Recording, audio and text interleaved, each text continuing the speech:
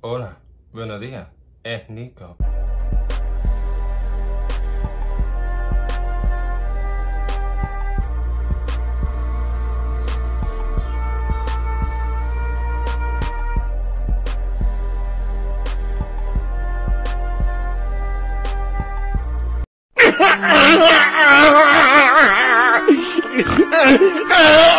So today, first, samurai pony. I'm sorry, I'm so over having long hair in my face at all times that I've been walking around my hair in a ponytail for like the longest.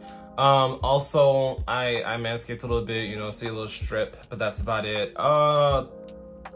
That's the update for that part. So fast forwarding to the actual subject, I know y'all hate me rambling. Before we start, make sure if you like this kind of content, check out my Patreon at patreon.com/Nicosaesthetics. Help support the channel, help me pay these car notes, help me move out. I'm moving out in April. So in April, you will see a change of scenery. I'm gonna start moving my shit in there in January, and then slowly but surely, I'll finally move in. Just because I need my own space. Moving on to the actual subject. So I came across a tweet that was pretty interesting.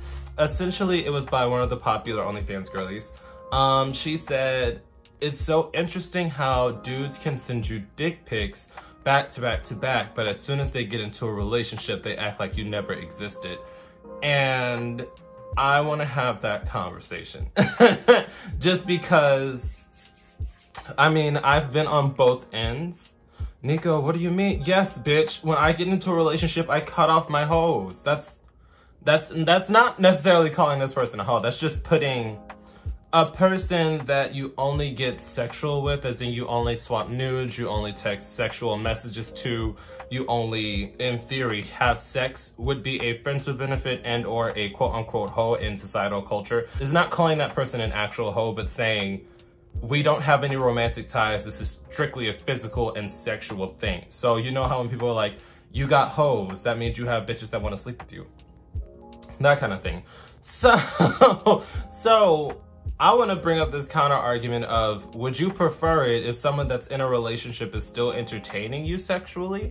Because that's really the only in between, seeing as how if what you describe this person as, someone who only sends you nudes, someone who you only sex with, someone who you possibly have sex with, and they get into a relationship, I don't see that strictly physical situation turning into a platonic relationship, as in a platonic friendship. So it's either you're okay with being the side piece or you're okay with being dropped, because you both have an understanding that this is a physical thing. Maybe I'm not getting like the full story from this tweet, but just going based on this specific tweet of, okay, well, we used to be strictly sexual and now you're in a relationship and now you act like I don't exist. I'm not understanding where that growth was supposed to lead to. If it's strictly a sexual and physical relationship, once somebody is off the market, they're off the market. You either gotta bury that or you just gotta let the punches roll. Because I mean, I've been in a few situations where I'm sexting somebody, you know, we swap nudes. Yes, Nico swaps nudes. If you ever see like giant dick pic or like cheeks being shaken, don't at me. don't let me know, just slowly report it in silence. But yeah, essentially when they got involved with somebody, I didn't feel a type of way because, you know, I'm like, yeah, I miss seeing the nudes and yes, I miss the sexual messages, but they're in a relationship. What is that gonna do for me? If I continue, then I'm a side piece and there's gonna be drama because, you know, bitches be airing it out on the timeline nowadays. Not gonna be me. So I don't put myself in that situation, but it's either you continue to talk to them sexually on the back end or you just move on. And I would suggest that we all just move on. And I mean, that could also open a broader dialogue on like dating culture as of now, where people talk to multiple people, whether it be romantic or sexual at once, and then they just drop everyone once they pick their one. Oh, that happens frequently now. That's kind of normal, it's normalized.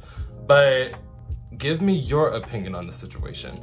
Say, for example, if you're extremely sexual with somebody, you're swapping nudes with them, you're sending sex messages because, you know, bitches, I write paragraphs. So like, if you're going the above and beyond being sexual with this person and they get into a relationship and they cut you off abruptly and then don't address you again, do you feel a type of way?